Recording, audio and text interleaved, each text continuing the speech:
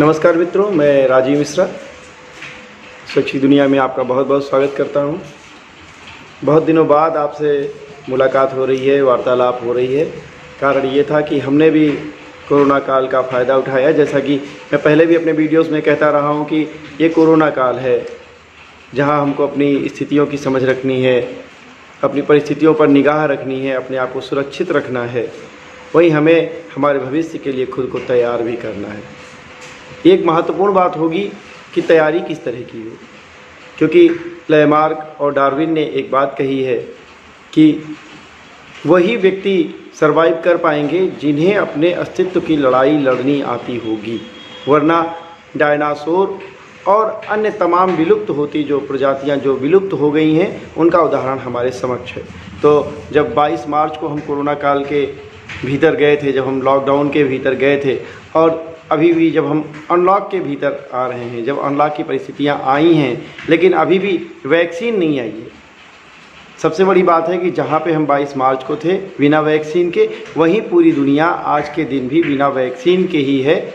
बस अब हम अनलॉक की प्रक्रिया से गुजर रहे हैं, क्योंकि ये बात भी सही है कि सरकार जैसा कहती है कि हमारे लिए संभव नहीं है बहुत दिनों तक अपने आप को लॉकडाउन के भीतर रखना। क्या क्या चीज़ें हम बंद कर लेंगे, कब तक हम बंद कर लेंगे। तो इस तरीके से मैंने आपसे बताया, मैंने कहा था कि हमको अपने अस्तित्व की लड़ाई भी लड़नी है, हमको अपने भविष्य की तैयारियां भी करनी है। और स्वैच्छिक दुनिया ने भी अपने भविष्य की तैयारियां करते हुए कोशिश की कि हम देखें कि आगे हमारा सर्वाइवल किस तरीके से होगा।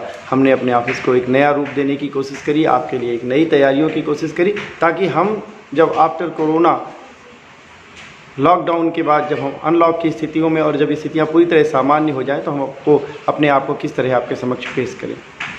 खैर, जो भी है सब ठीक चल रहा है और मैं उम्मीद करता हूं कि आप भी ठीक होंगे और अपने आप को सुरक्षित रखेंगे। अभी भी बिना ज़रूरी कारण के आप घर से बाहर नहीं निकलेंगे। तो जैसा मैंने पहले भी जो क्रम हम लोग रखते थे कि हम अपने आगामी अंकों के लिए आपसे कोशिश करते थे कि आपके लेख आमंत्रित करें, कोई कथा, कोई कहानी, कोई कविता आपके समझ आमंत्रित करें। और आपने लगातार अपना प्यार हमको दिया, लगातार अपनी रचनाओं से हमें अवगत कराया। तो आज मैं फिर से आपके समक्ष हूँ, क्योंकि कल का अखबार लगभग बन चुका है, शाम तक आज अपलोड हो जाएगा। तो इस बार जो मैंने एक शीर्षक आपके समक्ष रखने की योजना बनाई है, वो शीर्षक है चुनौती।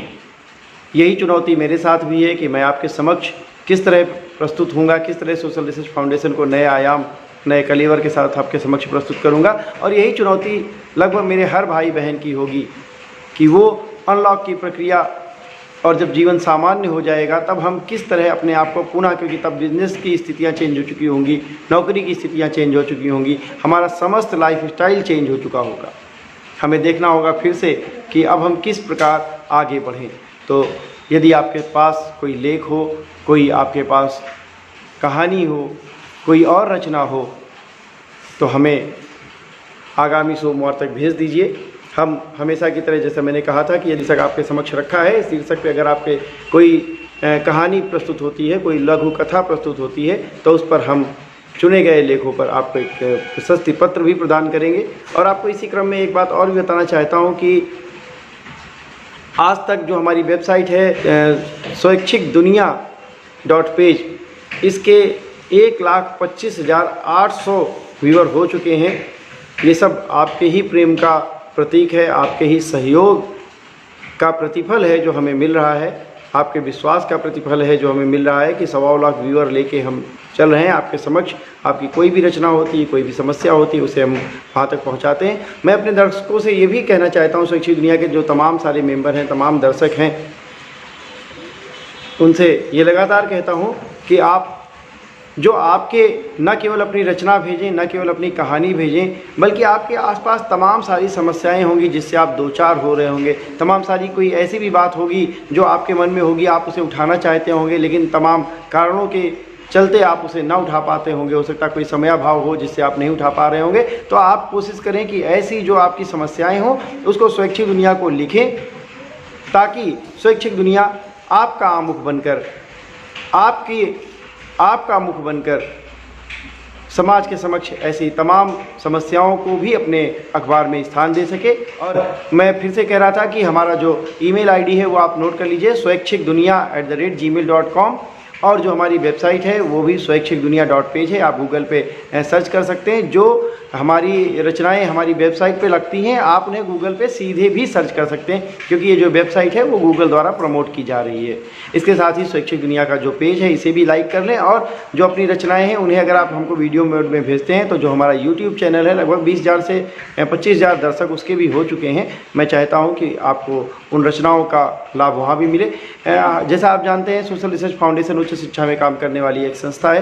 तो मित्रों, मैं आपको बताना चाहता हूँ कि हमारी ये भी एक योजना है कि हम जो हमारे लेखकगण हमसे जुड़े हैं, जो हमारे अध्यापक, जो हमारे शिक्षकगण हमसे जुड़े हैं, जो शोधार्थी हमसे जुड़े हैं, मैं उनसे भी ये आग्रह करता हूँ कि वो अपने शोध पत्र पेपर प्रेजेंट करने के लिहाज से, शोध पत्र पढ़ने के लिहाज से, जो शोध पत्र कहीं प्रकाशित कराया हो लेकिन उस शोध पत्र को पढ़ा जा सके, ऐसे हमारे फेसबुक के बहुत सारे पेजेस हैं।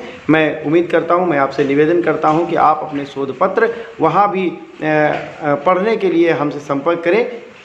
हमारा जो फेसबुक के पेज हैं, बहुत सारे पेजेस हैं, आप उनको देख सकते हैं। लगभग 52 विषयों के पेज हमने बनाए हैं। लगातार उन पे जो शोधार्थीगण हैं उसमें पेज पे अपने आके पेपर प्रेजेंट कर रहे हैं, और जो हमारे पेपर पढ़े गए हैं, जो हमारे यहाँ पेपर छपे हैं, जो प्रकाशित हुए हैं, उनका लिंक भी वहाँ दिया गया है। वो इसलिए दिया गया है कि आपको किताबें खरीदने की ज़रूरत ना पड़े, आपको अपना शोध प्रस्तुत करने के लिए कहीं और पे जाके कुछ ढूंढने की ज़रूरत ना पड़े। आप सोशल रिसर्च फाउंडेशन पे आइए, सोशल रिसर्च फाउंडेशन की वेबसाइट पे जाइए। वेबसाइट है www.socialresearchfoundation.com। आप वहाँ पे बहुत सारा मैटर ले सकते हैं, हमसे आप सीधे सीधे जुड़ सकते हैं। अगर आपकी कोई समस्या है, कोई भी आपके मन में कोई प्रश्न है, तो आप सोशल रिसर्च फाउंडेशन से जुड़िए।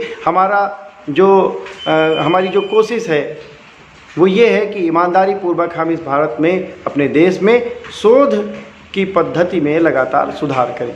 तो ये एक शोध ही है। जो चुनौती मैंने आपको इस शीर्षक को दिया है, मैं आह्वान करता हूं कि आप चुनौती शीर्षक पे अपनी रचनाएं हमको सोमवार तक भेजें, और वायदा करता हूं कि अब से हम लगातार आपके समक्ष बने रहेंगे। तो मैं जल्दी से आपका इंतज़ार कर रहा हूं।